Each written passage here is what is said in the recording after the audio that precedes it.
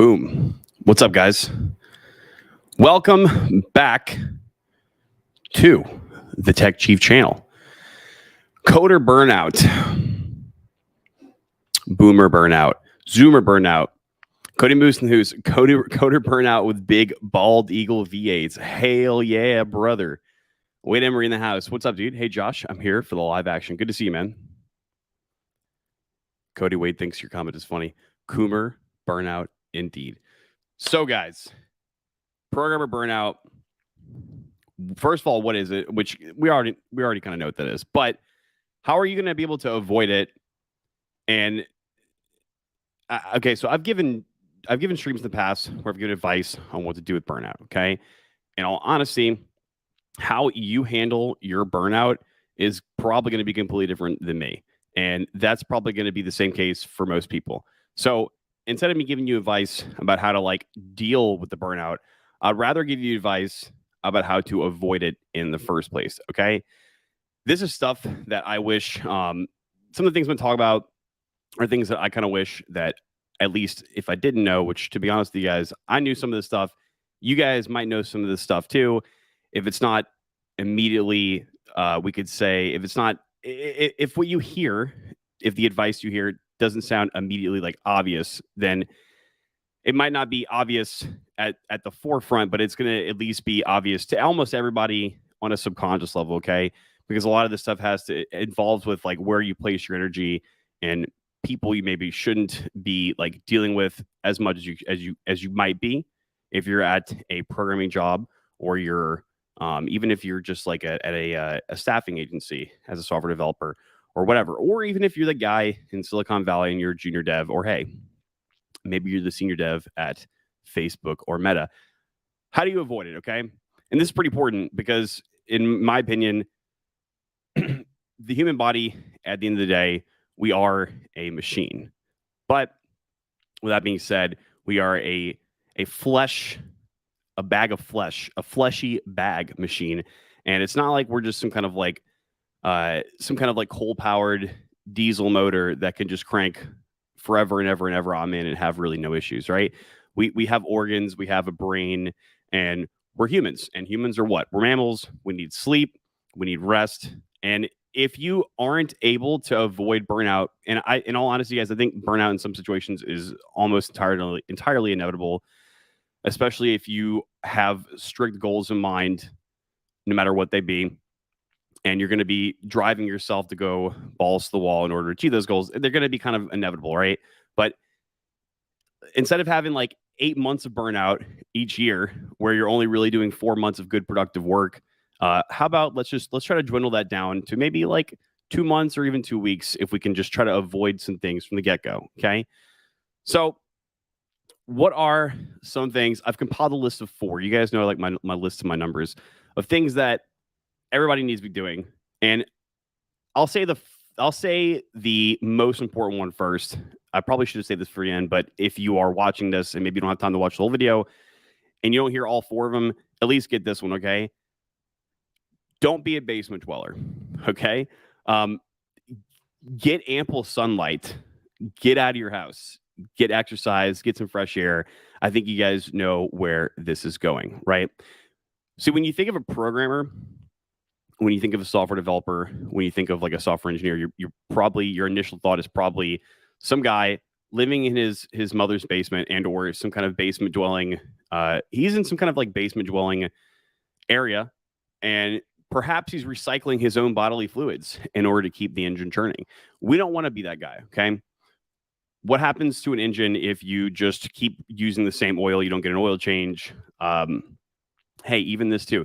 An engine that just sits and never runs, it's going to get a little crusty, and it's not going to perform as good. If you put it on a dyno tune machine and you go to measure the horsepower from the day that it was brand new to the day that it was just maybe 10 years later sitting in the same corner of a garage, no oil change, then the horsepower is going to be less on paper. The same is going to go for your mental output. And there's a couple other reasons for that as well.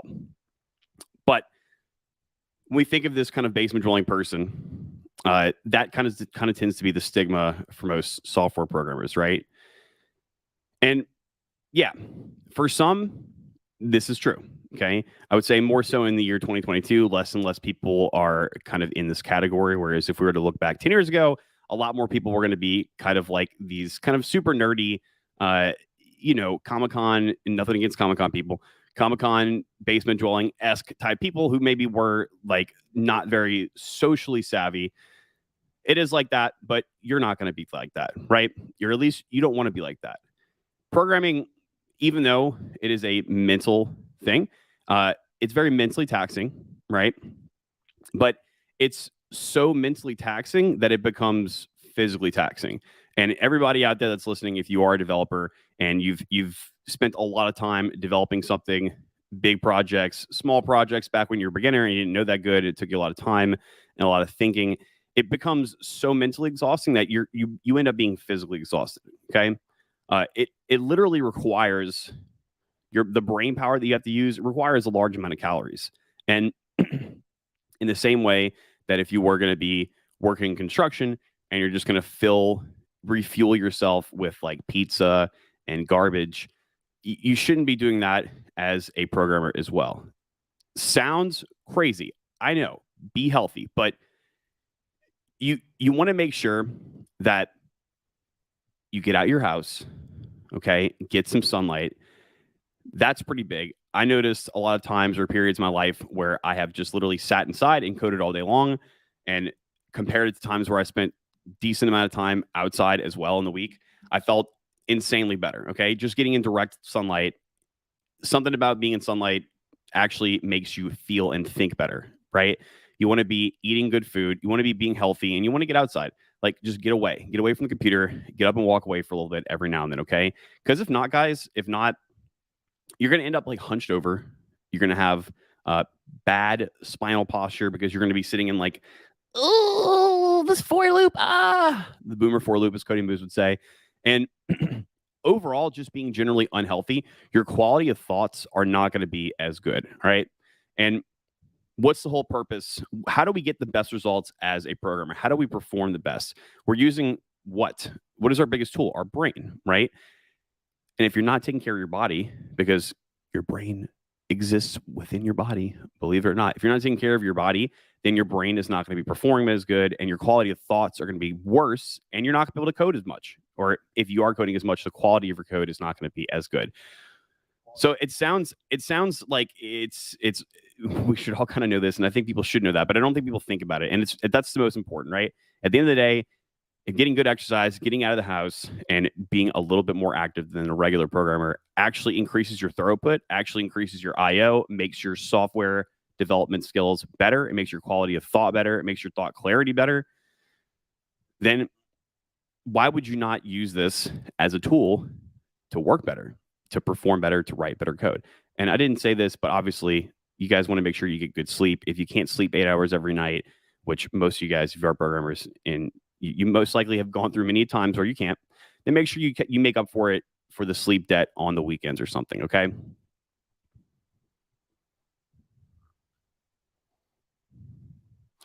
Cody Moo says, I'm getting a big V8 to do a burnout before I get burnout. RIP to the 5.0, Cody. Gone but not forgotten. Sam Perchinski wants to know, Cody, why is there no V8 in the Bronco? Oh, because the fuel consumption is too high, and like it also weighs too much. So when you're going off-roading, you got to be more lightweight, right? As if like a 300 extra pounds of engine with like the extra 120 pounds of torque that you're going to get with a V8 isn't going to make it not matter. You have the extra 200 or 300 pounds. I blame Ford too. Hey guys, the 2.7 is not a slouch. I'll tell you that much. I feel very, very, very, very, very, I feel like just fine. I mean, I'm not going to go race a 5.0 or anything, but it was a lot better than expected.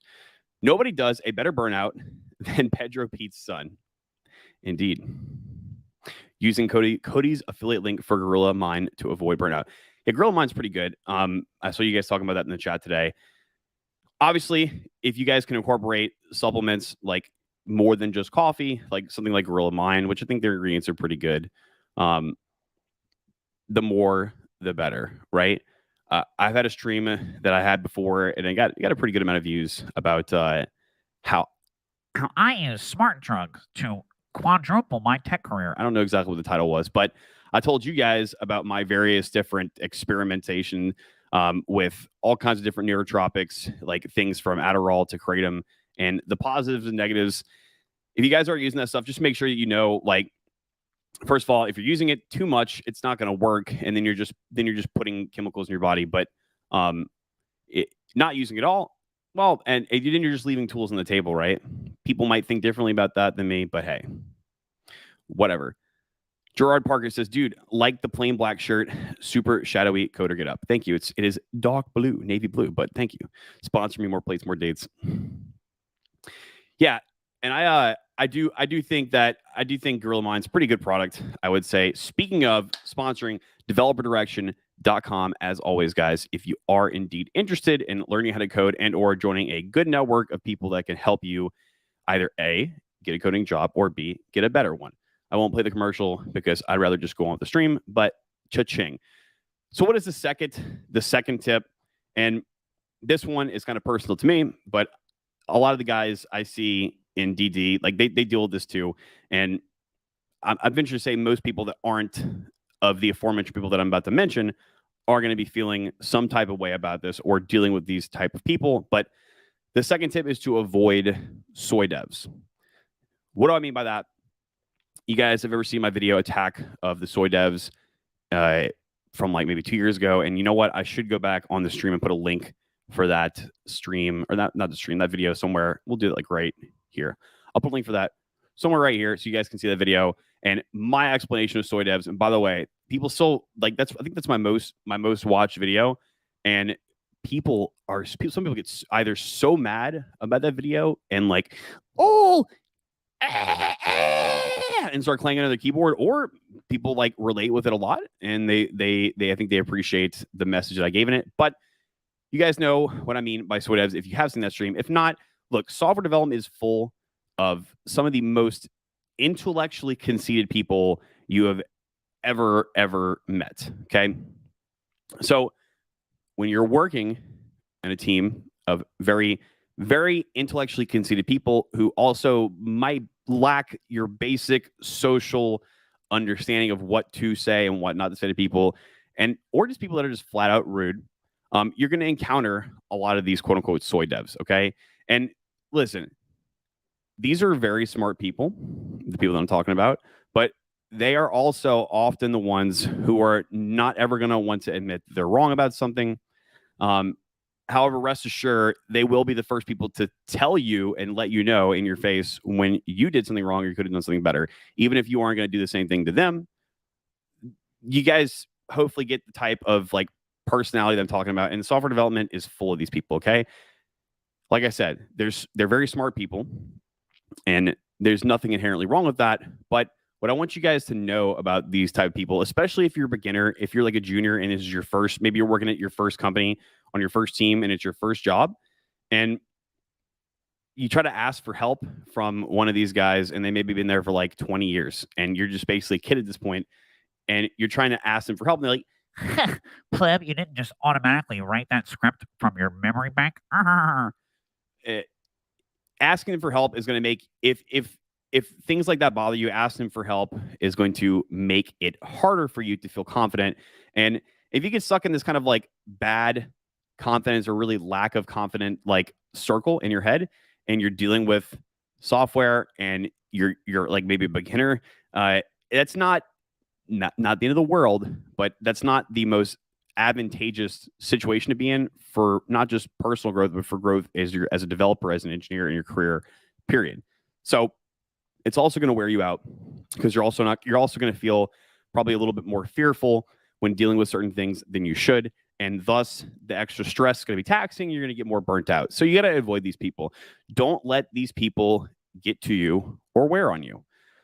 Don't let them make you feel like an imposter, because especially if you're already like working, and even if it is your first job, even if you are a junior, you're not an imposter. You literally are employed in that exact position. So like even on paper, you're no longer an imposter. Okay. So you are going to probably have to deal with these people. So when you do deal with them, just be friendly, be kind, be cordial. And if you know let's just say you get in a situation and you know that you're right about something, and they either aren't going to think that you're right, or they're just going to tell you that you're not right. You don't argue with them. Okay. You don't argue with them, and you don't go out of your way to kind of like prove that you're right. Just if you know you're right in your heart or deep in your galaxy sized brain, then just show it by your actions. If you know you're right, the truth's going to come up anyway. Just let it come. You might be able to voice your opinion and explain in as much of a logical manner as you can, and be brief and concise about what you're saying to them. Make your point, make your argument, but don't go out of your way to be like, If you guys know the Soy Jack sticker that I'm talking about, but don't argue with them. Just show them by your actions, okay? If you can avoid the grief that you might be encountering, especially if you're a beginner with these type of people, you're gonna feel way better. And you would actually know exactly what I'm talking about if you had gone from a team that you dealt with people like this from the very beginning, and then you moved over to a team where no one really cares about how galaxy sized their brain is, or how other people are perceiving their galaxy sized brain. Their primary concern is, how do we get this job done? How do we get it done the best we possibly can? And how do we get it all done like efficiently and just the right way? If that's everyone's primary concern, you're on that kind of team. You're not going to have to worry about this kind of stuff, and all your code's gonna be a lot better, and it's gonna be a lot less stressful. Leading to burnout is going to be a lot, well, not a lot, but yeah, you know what? We'll say a lot less likely. Okay, you're still going to have to deal with other things, but that's one big facet that I noticed that tends to lead to some burnout in some programmers. Okay. Kyle W says something about beaches and pools too. Yeah, I would say sunlight gives ample amounts of vitamin D, right? And like, even if you supplement with vitamin D, now there's a scientific reason for this. I don't exactly remember, but I might not be 100% correct on this, guys, but I believe that if you're taking supplemental vitamin D, it's not the same type of vitamin D that just becomes naturally occurring that your body synthesizes. And I don't know if it synthesizes, all right? We're not plants here, so I don't know, but I believe the mechanism in which your body takes in sunlight and does something to either some other minerals or whatever else in your body, you generate your own vitamin D, and it's a completely different type of vitamin D. I think it's a broader spectrum. I don't know, but I know that it's a better quality, and you can actually feel it. Like if you got in the sun for a good amount of time, you actually feel it. If you guys remember when you were kids and maybe you went to like a family vacation on the beach somewhere, you came back and like you went home that night and you remember feeling like you felt drained, but you just felt really good. You felt very peaceful, calm, good, and everything was just great. We're humans, guys. We're supposed to be outside. If only the sun wasn't trying to kill me. Gerard says, and work out. A pair of dumbbells will suffice. Yes, you got to get good exercise, man. And whether or not like you're actually going to be, doing like weightlifting, I prefer weightlifting because it's like a stress outlet for me. But any kind of exercise, even like going for a walk, riding a bike, walking your dog, rollerblading, flying a kite, extreme kite flying. I don't know. Any kind of exercise is going to be better than no exercise, and it's for sure going to make you feel better. That's an interesting comment. Abolisu says, just microdose mushrooms to not feel burnout and max out on Trin, bro. I don't know about the microdosing the mushrooms part, but the maxing out on the Trin. Well, you could do that, but like your central nervous system is going to be so fried by pumping all that Trin into you that as soon as you come off it, you're going to be like, I have a friend who tried to microdose shrooms before, and he said that it didn't really do. He said he didn't notice it, but I also think his standards for microdosing, I don't know if that was like if his standards were considered the same like medical standards, if there even are like medical standards for microdosing. I know Joe Rogan had like several podcasts, people talking about it on there. I never watched them, but I know that it is like it's a thing. It's a thing. It's a meme. But that's interesting, right? And also, I think that if you were going to try to do that, like at least as far back where I came from, done diddly, the scrooms on the cow patties, you gotta be careful with those things, dude. Because like if you're getting this stuff like either yourself or like on the street, you don't know what kind you're getting, and you don't really know what the actual dosage is. Because like some of the shrooms back at home, like literally growing off of cow poop. Some of them were like way stronger than they should be, and some of them were like didn't work at all. So, or like we're very weak in Minecraft, of course. Ruthless Viking says, if you're working out, creatine is awesome for the brain too. Yes, that actually is true. Creatine, you do have benefits. You do have brain benefits from creatine. And creatine is found in meat. It's found in fish. It's like a naturally occurring amino acid that we all need. It's not very natural to get 5 grams of creatine in a serving from meat, but yeah, definitely. Neckbearded toy devs. Yes, indeed. Actually personified. Yes. Patricio says, I have been dealing with this issue. Well, Patricio, I think that you're stunting on them, I believe, right? So, common, right? It's common. Everyone's going to deal with it. We're all going to deal with it. At the end of the day, if you can not be like that and you can still perform equally as good as these people, who's better? Kalabi says, you need K2 and D3, I believe, to absorb vitamin D from supplements better. Okay. A more serious note, microdosing shrooms was helpful to me. That's really interesting, dude. That's actually really cool. I think that's actually super cool. I want to learn. I want to go learn about that now. I got a boatload of stuff to do in the next couple of days, but I'm definitely going to take some time to do. I'm definitely going to take some time to do some Google searching on that. That's pretty cool. That is really cool, dude. I'll talk to you about it in the chat. So, friends, number 3, how to keep yourself from being burnt out as a programmer is kiss. That's right. Just go kiss people. Obviously, that was a joke. Are you guys laughing? Why aren't you laughing? KISS, KISS. Keep it simple, stupid. You could also be too stupid to quit, like Cody Moose says. But what do I mean by KISS or keep it simple, stupid? Software engineers, like I said before, before I think I said intellectually conceited, but software engineering is riddled with some of the most pretentious people in existence. And also, like I said, intellectually conceited. And these people will often make things, as far as code goes, way overly complicated just to be able to flex their big galaxy-sized brain. Don't do this, okay? Especially if you're writing like corporate code or you're writing code for some kind of software as a service, not for yourself or not for some hobby or not for some like cute little Petsy project. If you're writing code that is requiring money to be written and is going to be inevitably used by end users and the public or just the people that are paying you to write the code, don't overcomplicate it. Don't go out of your way to do all this like crazy gymnastic acrobatic shit in code just so you can flex. Yeah, it's perfectly fine and actually kind of cool to do that on your own time, especially when you're dealing with, your own little personal projects. But there's a lot of reasons why you shouldn't do this with regular code, especially code that you're getting paid for. That's the key here, okay?